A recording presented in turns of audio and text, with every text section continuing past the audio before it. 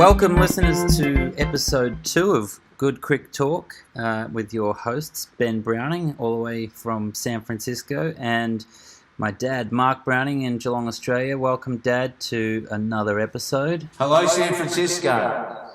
Yeah, hello, Geelong. How's it going down there? Oh, it's all good down here. We're well into autumn, and as I mentioned last time, the end of the cricket season and cricket finals. But still some international test cricket going on in New Zealand. So not the highest profile test cricket, but New Zealand are doing so well at the moment that they are worth a large chunk of our program today, talking about how well they're doing and how they've got to number 2 in the world and who are their great players at the moment. But what about you, Ben? You introduced me last time as an ageing cricket writer, but your profile is also in approaching minor celebrity status. You're an award-winning musician and was also a local Geelong cricketer of some note. Tell us a little bit about your background.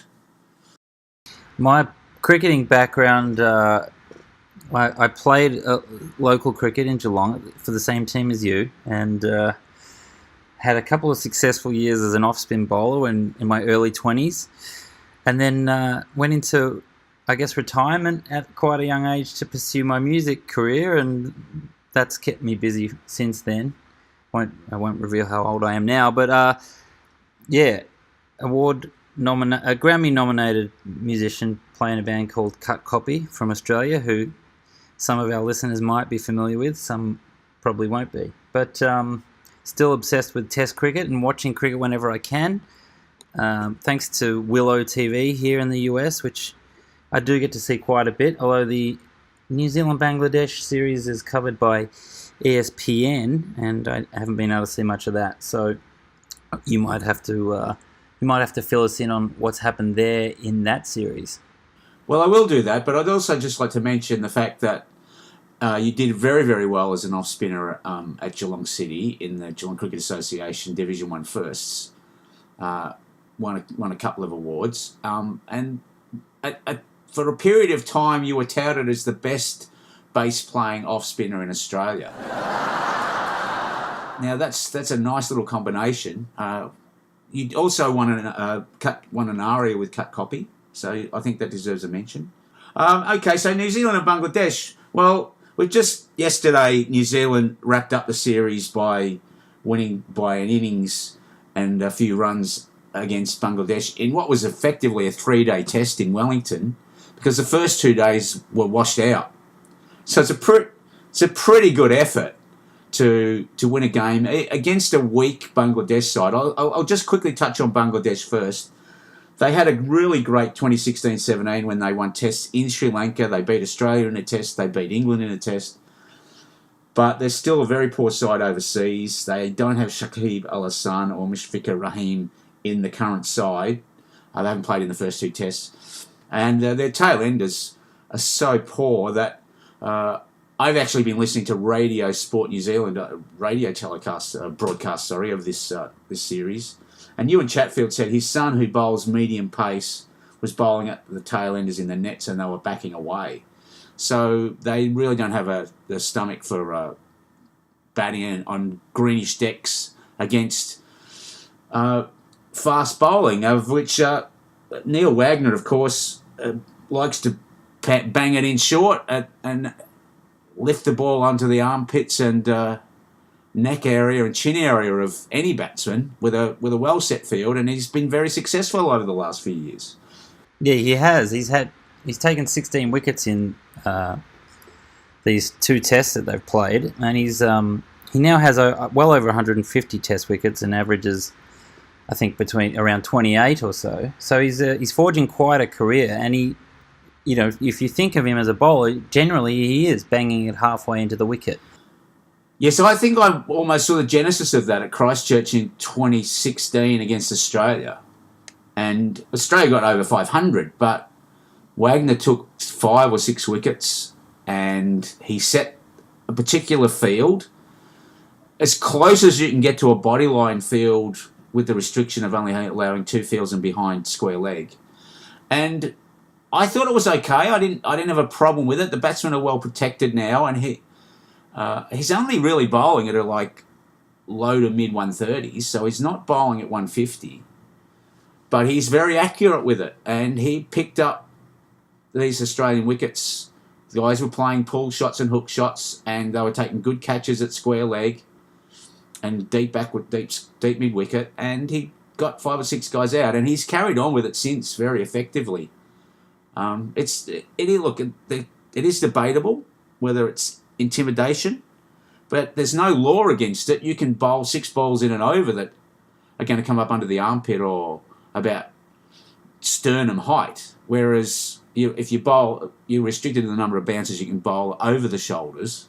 As long as it's under the line of the shoulders, you can bowl 6 balls in an over like that, and he does so effectively. Yeah, and it makes for exciting cricket. It's an attacking way of bowling.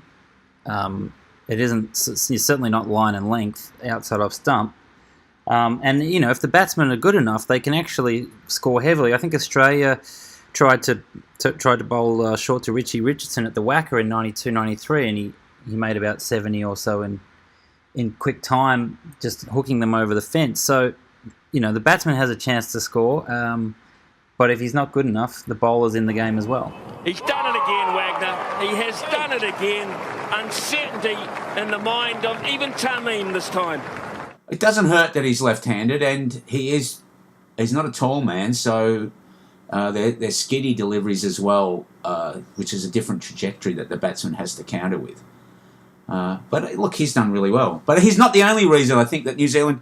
I think, as I said, we're going to talk about New Zealand a bit, and they're rated number 2 side in the world, and this Neil Wagner's one effective play that they have, but they also have a very stable batting lineup. Latham and Raval have been batting together now throughout the last couple of years as openers, left-hand openers, and have done very well. Latham missed out in this game, but has had a prolific summer in New Zealand. But they also have Kane Williamson. Now, he's got a lower profile than Virat Kohli and Steve Smith and Joe Root, but I think it's pretty easy to discuss him in the same breath as those other 3 top players, top batsmen in world cricket at the moment. I don't know what you know about his record, but it certainly compares with theirs. He got a double century in the game in Hamilton. He's right up there, and he deserves to be credited as highly as they are. And some people might put him right at the top because of the responsibility he has in a smaller cricketing country. I don't know what you think about, out of those 4 guys, who's the best. They're different players, different personalities, but they are clearly the 4 best batsmen in the world. Yeah, and they have been for a couple of seasons. And, Joe Root's had a bit of a dip in the last couple of years, and he struggled to convert 50s into 100s. But Williamson, as captain and playing on generally sporting wickets in New Zealand, is obviously, he's had a phenomenal career. He would be regarded as New Zealand's probably greatest ever batsman. I'm not sure if who I guess Martin Crowe would be competing there, but he's made more centuries now than Crowe has, I think. And I think even Ross Taylor just went past Martin Crowe in terms of Test centuries. Well, I think Williamson, the unfortunate thing for Williamson is he doesn't get to show his wares in a full series in England or in Australia very much. New Zealand is scheduled to play in Australia over the Christmas New Year period next summer, which the Kiwis are really excited about. And they've deserved that right. They're higher than Australia in the Test rankings at the moment.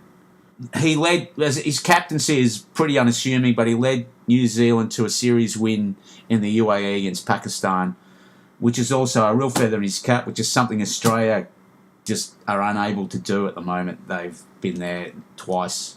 The last 2 times they've been there, they've been comfortably beaten.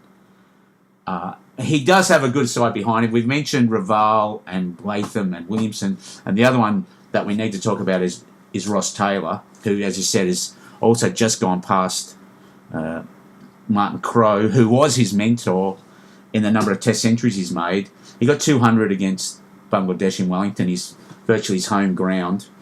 And he's not, again, because he's from across what the Kiwis would call across the ditch from Australia. His profile isn't as high, but he's played some phenomenal innings. When he's going, he scores as quickly as any batsman in world cricket.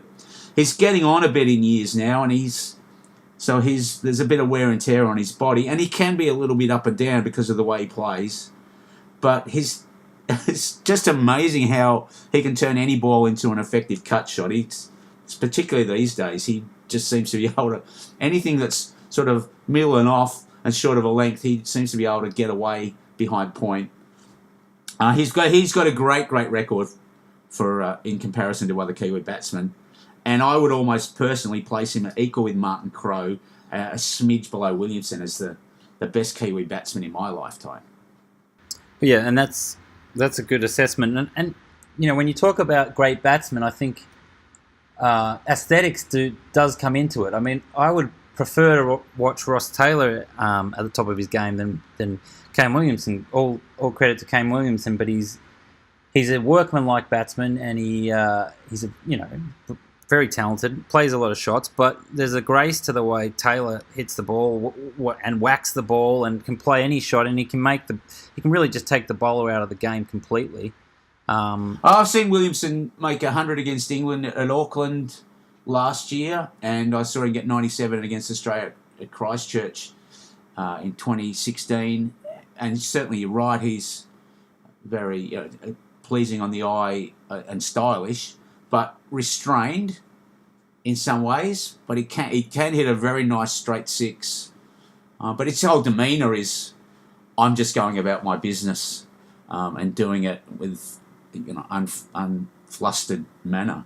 One of the best ways I think to measure the Kiwis at the moment is to wonder how many of them would get a game in a combined Australasian side. Now, if you did this 15 years ago, you might have got maybe Chris Cairns might have snuck in as an all-rounder, but at the moment, it'd be a 50-50 split at best. I think the Aussie fast bowlers might get a nudge ahead of Southey and Wagner. I'd probably sneak Trent Boult in there because at his best, he's the best swing bowler in the world.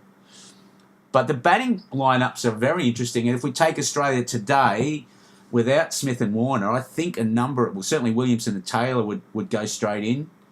And as I said earlier, I think Raval and Latham are a more settled opening combination than all the different ones that Australia have tried. So, again, I don't know how many you think would get in. The other one who's interesting to talk about perhaps a little bit is Colin de Grandhomme, who is probably the cricketer that Australia hoped Mitchell Marsh would be and hasn't been able to quite establish himself in the same way. Well, de Grandhomme, I think, bats mainly at 7 behind Watling, so they rate Watling very highly with the bat, and he bats at 6.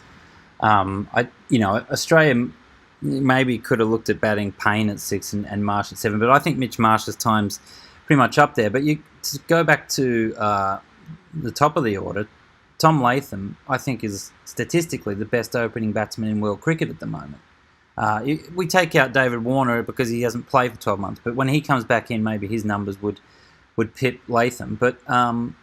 But really, Latham doesn't really rate a mention in many World 11s or anything. But he's made over 3,000 Test runs, and he averages, I think, close to 43. So yeah, he would at the moment he would definitely get a game in an Australian side, who Australia have had quite a bit of trouble sort of nailing down their number 1 and 2. Well, I guess we can get into that a little later about who we think might be playing for Australia in the Ashes, but even in the World Cup squad, they're doing quite well in India, and they've got to find, potentially 2 spots for the returning Warner and Smith for the World Cup. Well, there's a lot to sort out for Australia, and as we speak, they're 2-2 in the ODI tournament in India. But I've got no idea really how they're going to sort all that out when Smith and Warner become available.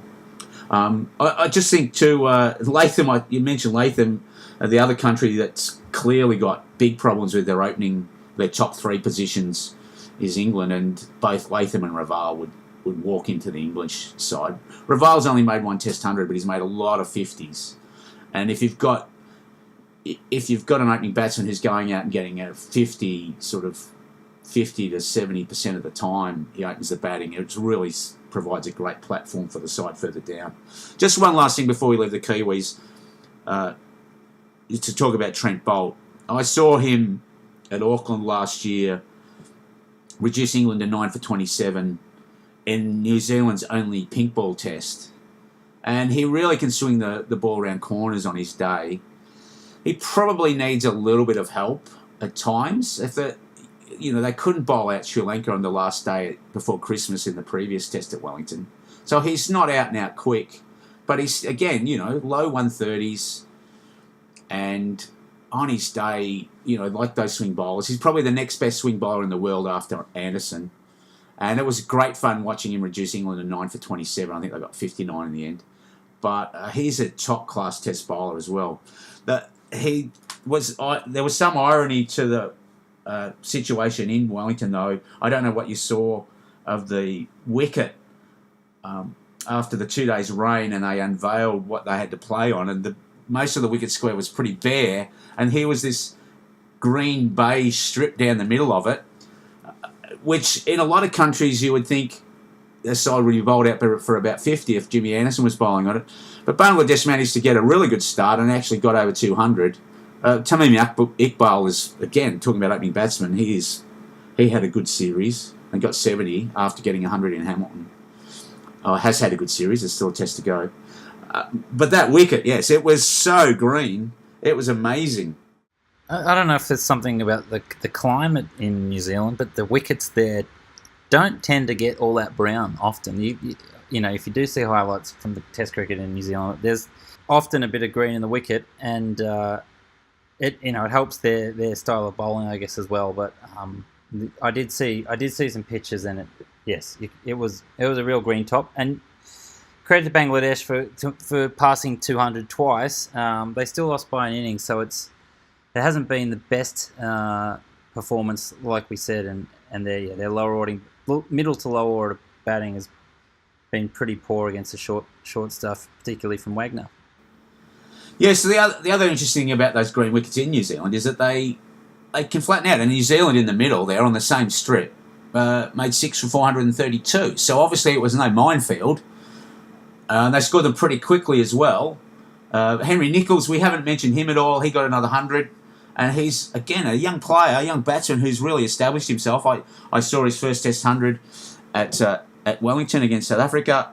And Australia would they do have a few guys coming through at Sheffield Shield level that might turn into really good middle order batsmen.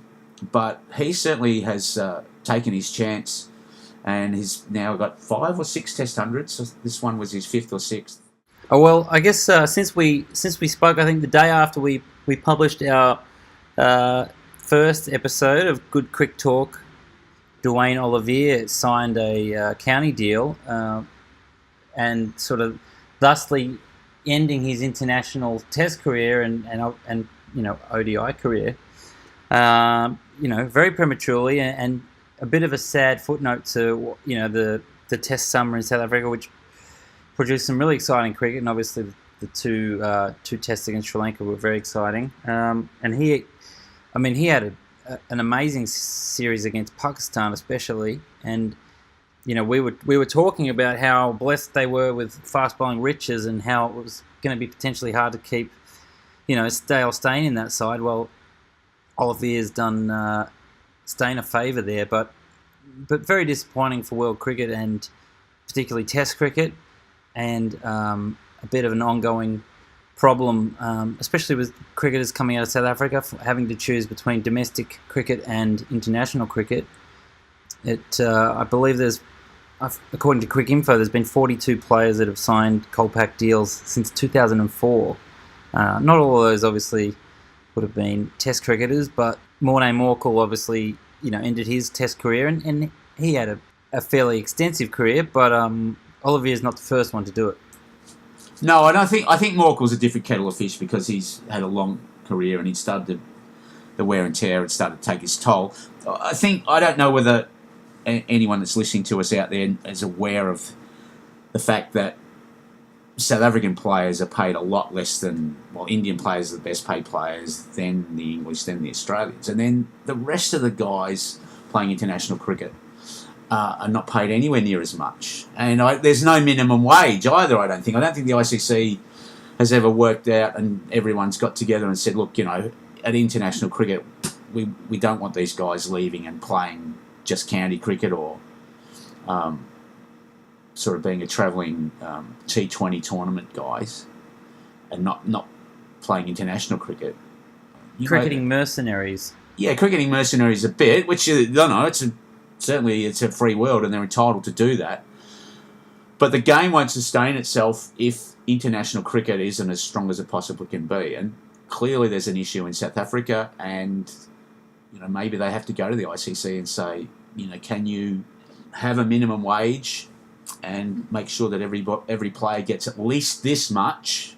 Probably you'd have to work it out in American dollars or something, so that they can, these guys aren't going to keep walking away. As I say, there's different sorts of guys have gone to England to play county cricket, and Kyle Abbott and Duanne Olivier are two that are obviously had a lot of international cricket in front of them. But some, like Morné Morkel and a few others that were sort of already out of the South African setup, they probably weren't going to play that much more international cricket anyway, so it's an obvious move for them.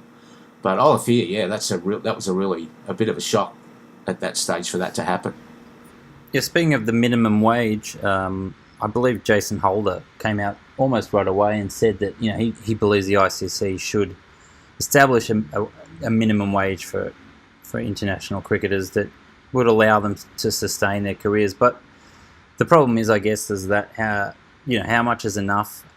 I think ICC and the IPL have worked out a little bit that basically they just don't schedule international cricket anymore when the IPL was on. I think in the first few seasons, the West Indies used to schedule their cricket then, often their Test cricket, and they were losing players to the IPL because they were playing Test at the exact same time. Well, there has to be some sensibility about it. Obviously, that is the one T20 tournament that I believe they should just clear the decks for. It probably goes too long, in my opinion, but as if that's going to change anything.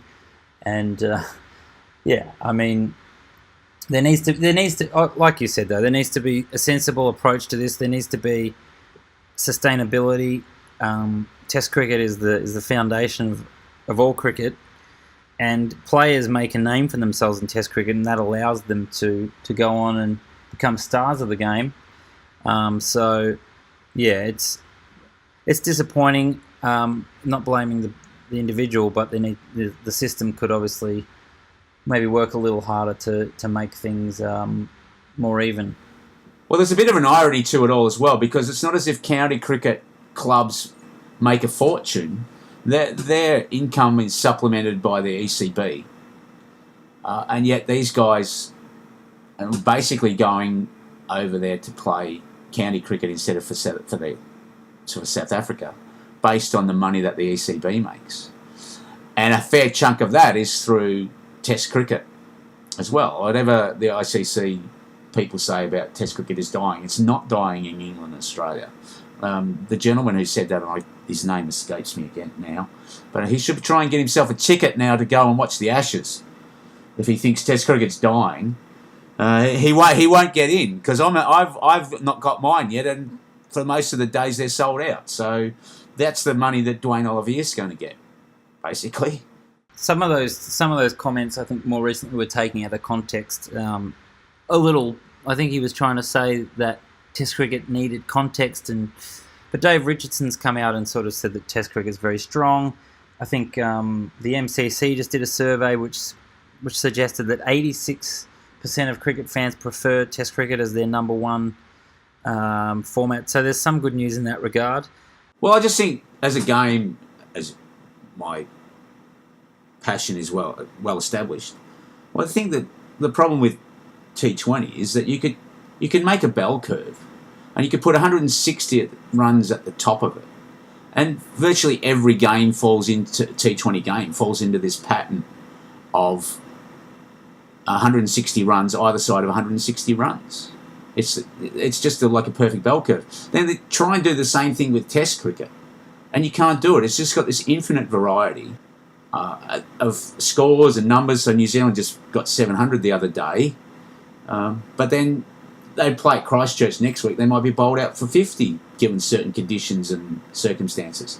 The Sheffield Shield round last week in Australia, there was some good scoring the last two rounds. Yes, this round currently in progress. The games in Brisbane and Sydney, sides are being bowled out for just over 100 and less than 100. Victoria versus New South Wales yesterday, 17 wickets fell on the first day, and the same thing had happened in Brisbane. So in red ball cricket, you get this infinite variety that you just don't get in T20 cricket, which, again, to play it they just must all blur together. T20 comes down to a little bit more. Each ball is its own little event, and the bowler's just trying to... It's basically much similar to baseball than it is to Test cricket in a lot of ways. The bowler's really, playing defence and trying to outfox the batter, and the batter just swinging for the fences, really. I mean, that's the game. So, we don't need to go too much into that, but you're right.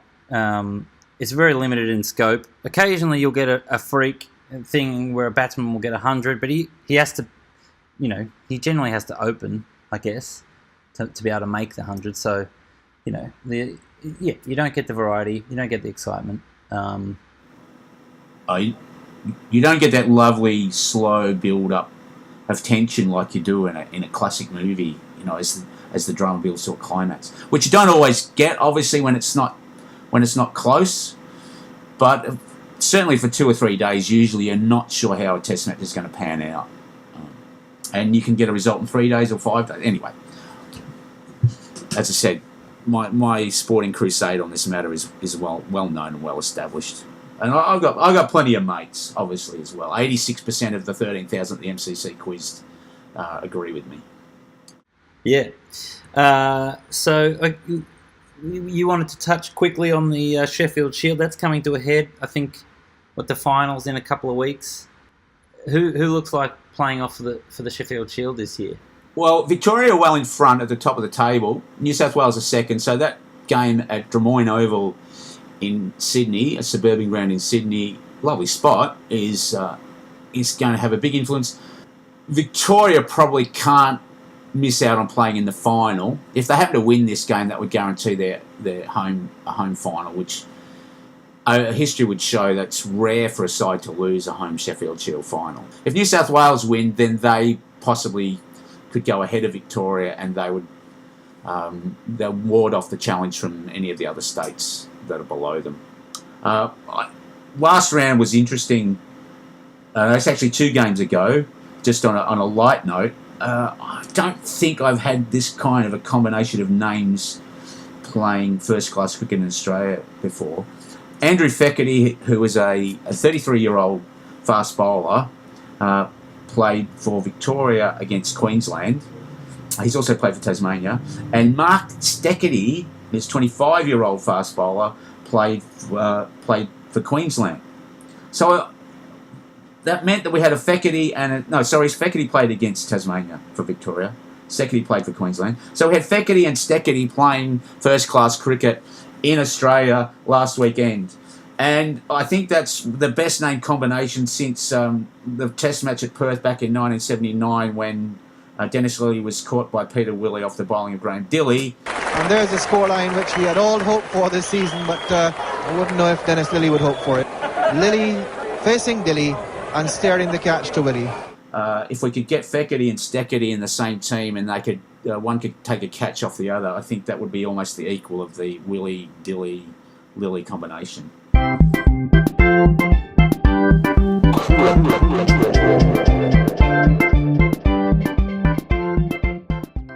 That's all for now from me here in San Francisco, and me here in Geelong. And we'll catch up with you all next time. Cheers. Thanks very much. Cheers, everyone.